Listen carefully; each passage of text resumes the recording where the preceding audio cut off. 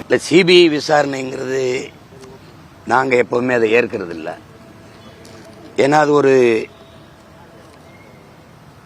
மாநில உரிமைக்கு, மாநில தன்னாட்சிக்கு எதிரானது, ஒரு அவமதிப்பா நான் பார்ப்பேன் எப்பவுமே.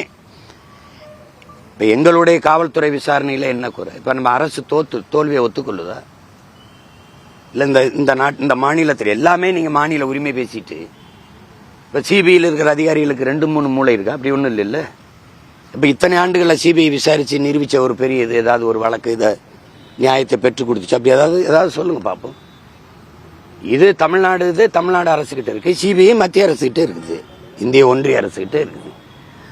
நம்ம நினைச்சுக்கிட்டு இருக்கோம் நீதிமன்றம், தேர்தல் ஆணையம், அமலாக்கத்துறை, வருவாய்த்துறை, இந்த வருமான வரித்துறை, இந்த மாதிரி இந்த மத்திய புலனாய்வுத்துறை எல்லாம் தனித்த அதிகாரம் கொண்ட தன்னாட்சி அதிகாரம் பெற்ற அமைப்புகள் என்று நம்பிக்கொண்டிருக்கோம்.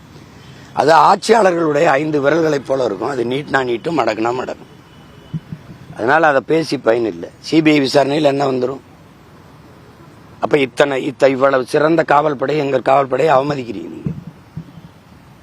நீங்க என்ன பிரச்சனைன்னு சொல்லுங்க. நீங்க அப்படி பார்த்தா சிவகங்கை அந்த லாக்அப் டெத்ல வந்து பாத்தீங்கன்னா யாருமே கேட்காம தமிழக அரசு சிபிஐ விசாரிக்கும். அதுதான் சொல்றேன், திராவிட அரசு தான் கேட்கும். அப்ப அரசு தோல்வியை ஒத்துக்கொள்ளுது.